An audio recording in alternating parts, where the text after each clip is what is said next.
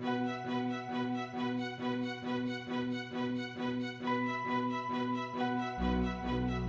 TransUnion, we're projecting that national mortgage loan delinquencies, or the ratio of borrowers who are 60 days or more past due, will improve by 16% by the end of 2012, down to nearly 5% in total versus the 6% we're expecting at the end of 2011.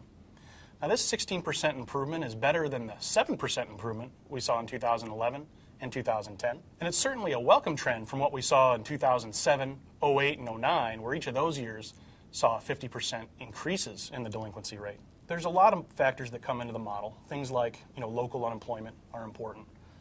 Local housing price changes are important.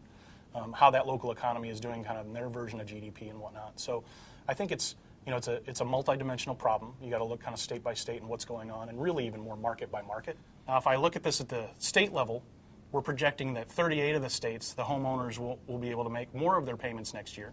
27 of those states, the delinquency rate will improve by double digits, and Arizona is likely to have the biggest improvement of all the states in total.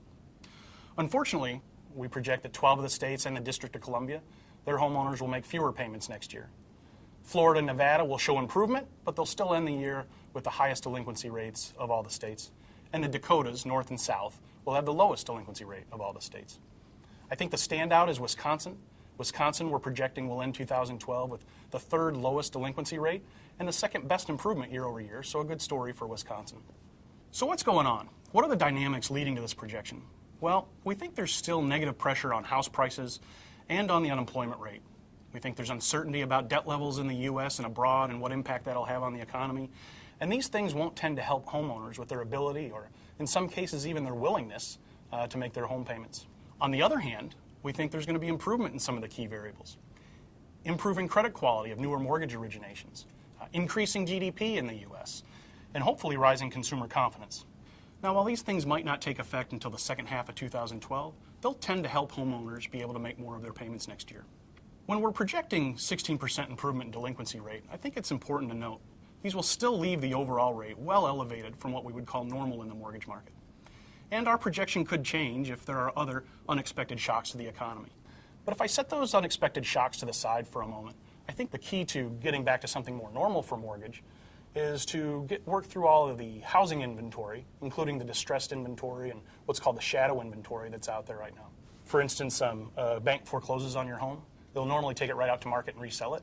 And now, for instance, they're sitting on those. They're just holding them empty, mowing the lawns and whatnot, but they're waiting for prices to come back before they put that on the market. So it's in the shadows. It's not actually visible. You couldn't go on NMLS today or Zillow or anything and see it, but it's actual inventory. So the logic stream seems to go like this.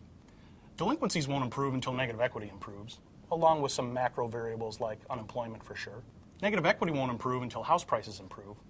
House prices won't improve until inventory levels improve, and the inventory levels won't improve until we work through all of the distressed inventory and the shadow inventory that is at high levels right now and currently taking a very long time to work its way through the system. Now, with that perspective in mind, for 2012, I think for lenders, it means you are likely to see delinquency rates improve by the end of 2012. I think you can have a little bit more confidence in your new originations. I think you may see less stress on your servicing and collection staff. But we're going to keep our eye on the key macro variables and the housing inventory levels throughout the year just to be sure.